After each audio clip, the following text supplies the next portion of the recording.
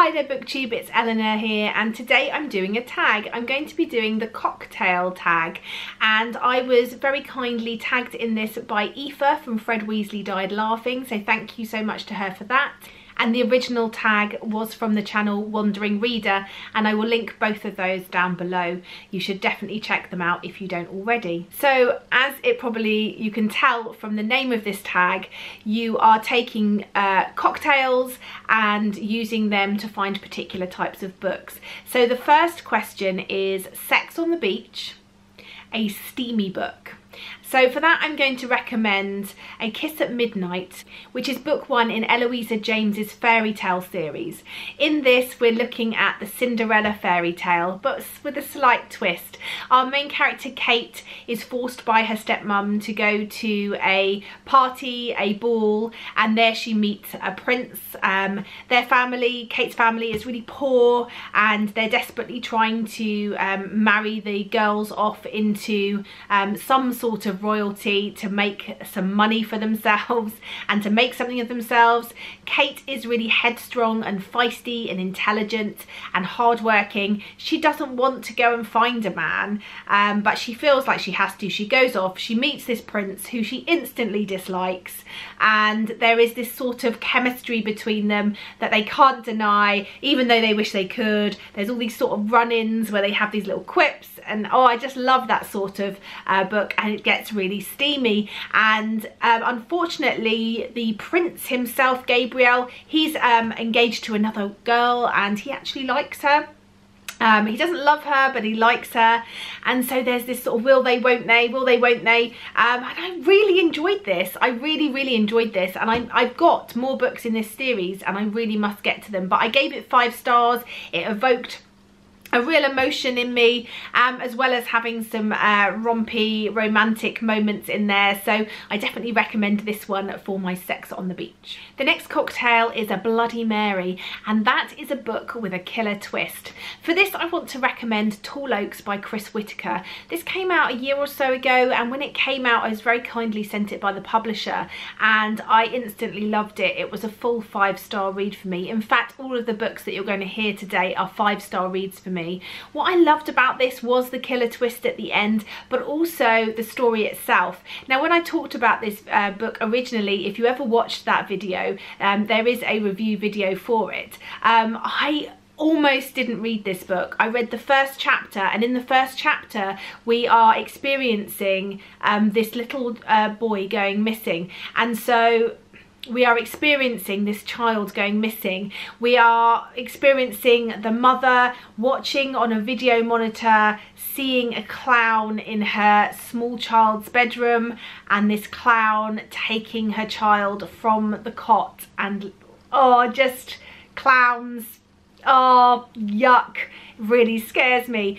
So I almost didn't read it after that, thinking it was going to be one of those sort of stories and really worrying about it, but I'm really pleased I persevered. It's told from multiple perspectives, and we're following the mother, we're following the police investigator looking into what's happened to this child who's disappeared, we're following a local photographer who works in a photography studio, we're looking at a newcomer to the town, and it's just a really interesting story with a really clever twist. And it's not scary, actually. It's, once you get into it, it's less about the investigation itself and more about the characters, so don't go into it thinking it's sort of a police procedural as such. It's more of yes, we want to know who done it, and all the way through you're thinking about that, but it's also a look at all these people in the town and how they fit together and who they are as people, and that was part of what I really loved about this. Next is A Pina Colada, a book with a tropical or island setting, and for that I'm going to go for The Island by Tracy Garvis Graves. This is the story of a 30-year-old teacher who is going on a family vacation with one of her students who is 17. She has been tutoring him, his family are loaded.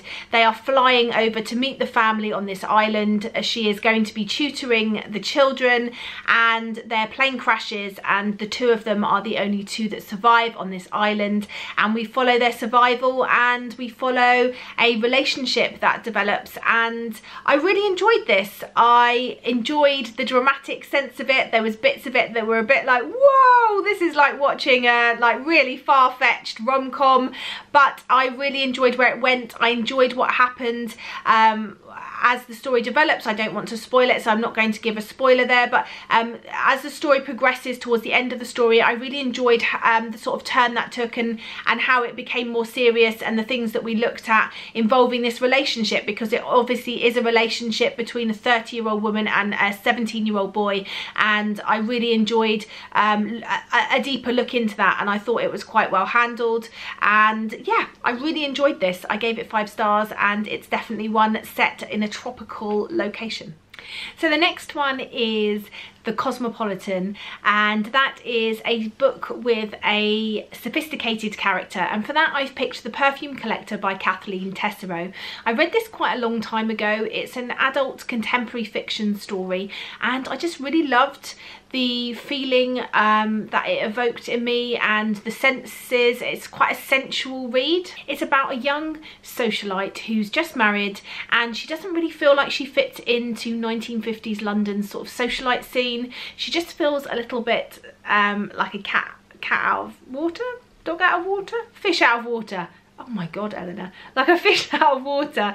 And she receives a letter telling her that she has inherited from someone that she's never heard of, and she is intrigued. And so we then follow her finding out more about this person's life that has bequeathed her this unexpected inheritance. And we go back to the 1920s, New York, Monte Carlo, Paris and London, and our character learns about perfume and scents, and it's really evocative. I really enjoyed the story and our character's growth, and although perhaps not sophisticated herself, she learns about somebody else who is sophisticated, especially sophisticated when it comes to their nose. Yeah, I loved this story. It's definitely worth a read if you like adult contemporary fiction. It was a real page turner. Next is The Manhattan, and that is a book that left a bad taste in your mouth. For that, I'm going to say Tampa by Alyssa Nutting.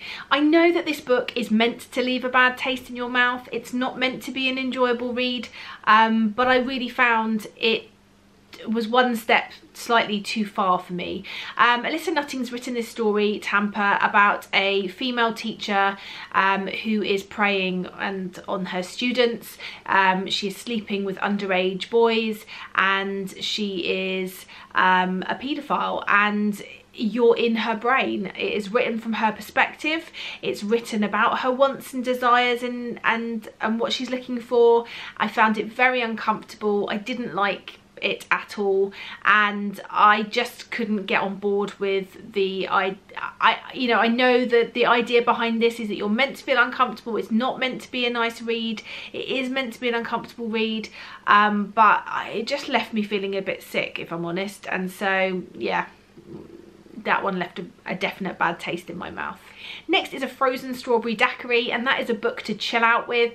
For that, I'm going to say The Storied Life of A.J. Fickery by Gabrielle Zevin. I read this book quite new to when I started BookTube. It was a book that I'd heard bandied around a little bit when I first joined, and I read it because I was just picking up everything and anything that I could get my hands on that I'd heard people talk about, and I'd never read Gabrielle Zevin before, and I loved it. I read it around Christmas time, I believe, and I just loved this story about this bookshop owner and his backstory, and how his life changes one day when a baby turns up in his bookshop, and I just loved it. It was a real chill out, page turnery, feel good book. It was one that I really definitely remember relaxing down and chilling out with, and whiling away a good few hours in big chunks, enjoying that one. Next is An Espresso Martini, and that is a book that you have read late into the night, and for that one I'm going to say The Painted Man by Peter V. Brett. This is the first book in his Demon Cycle series, and I remember Caitlin from Kitty G telling me about this book, and I thought, okay, I'll give it a go, and I loved it, and I couldn't put it down. It was like 600-700 pages long, and I remember reading and reading and reading. I just had to get to the end. I was enjoying it so much. It's the story, it's set in sort of like a fantastical medieval setting, and people live in these sort of villages with wooden houses in these sort of small communities, and they're long rides away from the next village. And we're following a number of different characters, but the main crux or sort of idea behind the book is that at night time these demons rise from out of the ground. There's all sorts of different types of demon, and the villagers have to use these wards that they draw around their village, they draw on their houses, to stop the demons from entering and killing them. And we're following various different people from both villages and tribes and kingdoms, and it's really good how it builds up. I still have the last one to read, and it's out. I need to read it. I don't know why I'm putting it off. I just, yeah, I think I'm a bit nervous, and now I feel like maybe I need to reread one, or at least brush up on what happened in the past story. Yeah, but it is a brilliant read, and I remember staying up late into the night to read that one. Next is the Cuba Libre, your favourite modern classic, To Kill a Mockingbird by Harper Lee. This is my favourite book of all time, certainly my favourite modern classic. I have numbers of editions.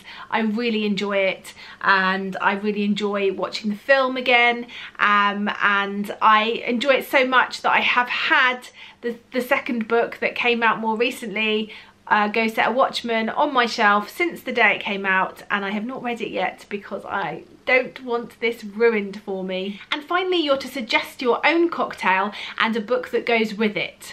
For that, I am going for The Corpse Reviver. And this is a cocktail that apparently has cognac, Calvados, sweet vermouth. And for this one, I am recommending a book that involves death, or it has death in it in some way, and I'm going to recommend the book Death's Acre. This is by Dr. Bill Bass. Bill Bass is a really interesting writer, really interesting in his field of study. He was the person that set up the Body Farm, which is where they study and look at decomposition of bodies in various different ways. The book talks about how this came about. It talks about some of the investigations that Dr. Bill Bass has been part of and been asked to consult on, and I just thought it was brilliant. If you want to know more about this, I did cover it fully in the video above, so you can check it out there because I do talk about it in a lot more detail, but that is definitely my current recommendation of a book that has death in it. If you were going to do this and include that particular one in it, then you could talk about perhaps a thriller with a dead body, or it doesn't have to be non-fiction. I am going to tag some people in this. I'm going to tag Mercedes from Mercy's Bookish Musings. I'm going to tag Lauren from Lauren and the Books. I'm going to tag Janet from Swirly Girly Reads. I'm going to tag Caitlin from Kitty G, and I'm going to tag Sarah from Sarah's Nightstand, and anybody else that wants to do this. I think it's a really great tag, and thank you so much again to Aoife for tagging me. And that's it from me, and I look forward to speaking to you soon. Bye for now, BookTube.